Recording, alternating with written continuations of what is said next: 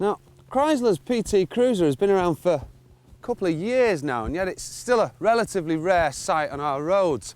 Reason for that is probably down to one of two reasons.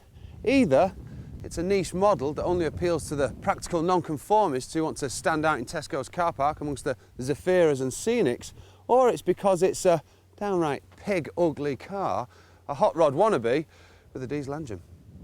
Now, there's no denying that the PT Cruiser is one of those cars that you either love or hate. You can either appreciate its retro hot rod styling or think that what was an interesting design concept perhaps should have stayed one. You can either sneer admiringly at the aggressive grille at the front, or you can tut-tut as to why anyone would be so devoid of attention in their personal lives that they would feel the need to drive a PT Cruiser. Either way, it's pig ugly. Inside, fortunately or unfortunately, depending on the way you look at it, the exterior styling is not reflected. In fact, like John Major and Edwina Curry, it's a rather bland affair with not very particularly good plastics abounding and only a half-hearted attempt at interior styling tweaks with the colour-coded dial surrounds and the interior dash insert. In the back, to get two fully grown adults in there for a long journey, they're going to have to be very good friends. At least they would be good friends by journey's end. Now, the PT Cruiser certainly looks the part, but does it drive the part? Now's the time to find out.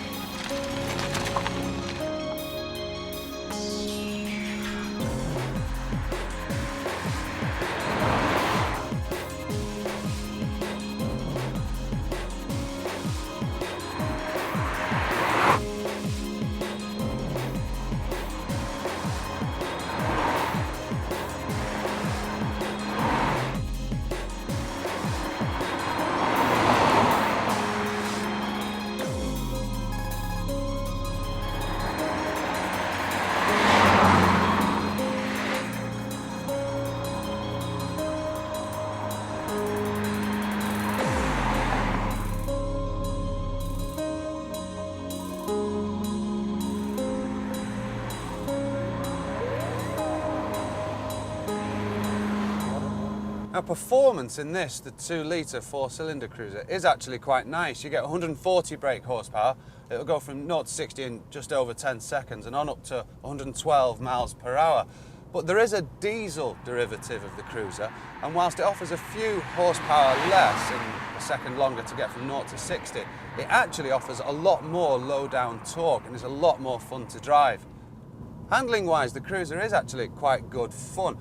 There is quite a bit of body roll when you corner hard, and I really wouldn't want to test out its grip cornering fast because it's not quite understeer, but there is a lack of front wheel grip.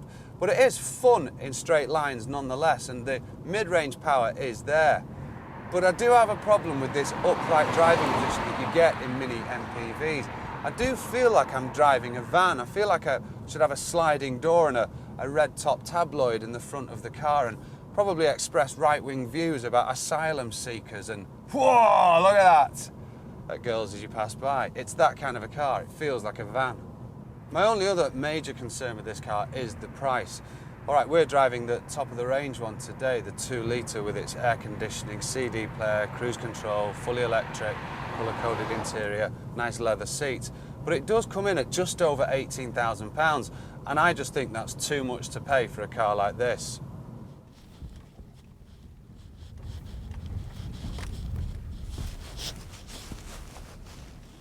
Now, I've been quite negative about the PT Cruiser, but let me stress how pleased we all should be that this car exists at all, because its design is bold and is brave, obviously. And this in a world where car manufacturers seem to be lazily copying over each other's shoulders and getting no inspiration whatsoever. The jury is still out whether this car will be a classic, but for the time being, well, I think it's still a bit big ugly, to be honest with you.